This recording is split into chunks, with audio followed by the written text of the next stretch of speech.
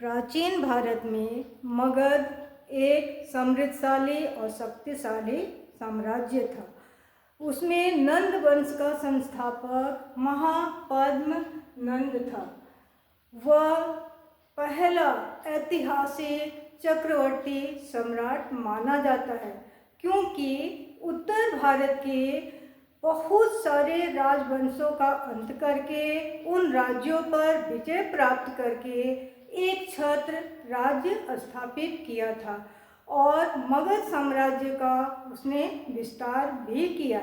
यही नहीं, मुद्रा राक्षस जो विशाखदत्त के द्वारा लिखी हुई है और पुराणों के अनुसार उसे केंद्रीय शासन पद्धति का जनक भी माना जाता है। जनक। मंजू एजुकेशनल हब क्लासेस में आप सभी का स्वागत है। आज का जो विषय है वह है नंद वंश। मगध साम्राज्य में सैसो वंश के अंत के बाद नंद वंश की स्थापना हुई थी। नंद वंश की जो स्थापना हुई थी उसके संस्थापक जो थे वे महापद्म नंद थे। उन्हें उग्रसेन भी कहा जाता था। क्यों? MCQ question. क्योंकि उन्हें भयानक सेना का स्वामी माना गया था। वे 9 थे। तो प्रश्न पूछा जाता है कि 9 नंद कौन थे? उसमें उग्रसेन, पंडुक, पंडुगति, भूतपाल, राष्ट्रपाल, गोविषण, दसिद्धक, कैवर्त और धन थे। इसमें उग्रसेन तो महापद्म नंद ही थे, लेकिन बाद बाकी जो 8 हैं वे उनके पुत्र थे। तो उन 8 और उग्रसेन को मिलाकर उन्हें 9 नंद के नाम से जाना जाता था। उनकी जो उपलब्धियां थी वह मगध साम्राज्य का उन्होंने विस्तार किया। कैसे किया? कली का अंश भी उन्हें कहा गया है। क्यों? कली का अंश का अर्थ है कि क्षत्रियों का विनाश करना। दूसरा, परशुराम के अवतार भी उन्हें माना गया है। क्यों? क्योंकि परशुराम भी क्षत्रियों का क्या किए थे? वध किए थे और ये भी क्षत्रियों का वध किया था, इसलिए इसे कली का अंश भी कहा जाता है। उसने उत्तर भारत के राज्यों पर विजय प्राप्त करके मगध साम्राज्य में वह मिला लिया था, एक छत्र साम्राज्य बनाया और उसने एक राट उपाधि भी धारण की। यही कारण है कि इतिहास में उसे चक्रवर्ती सम्राट पहला माना गया है।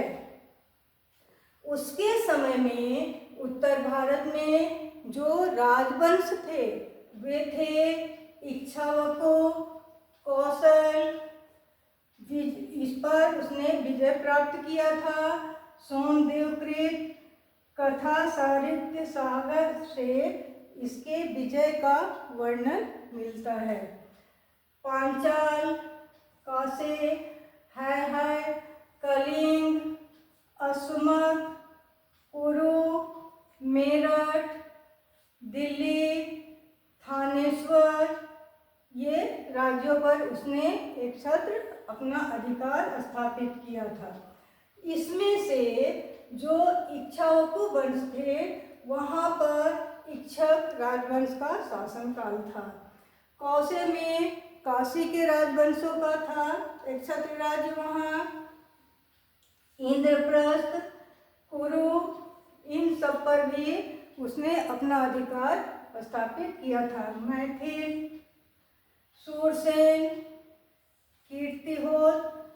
पुराण के अनुसार उत्तर भारत के जो राज्य थे यहाँ पर प्रश्न पूछा जाता है कि इन राज्यों में कौन सा राजवंश कितने वर्षों तक शासन किया था।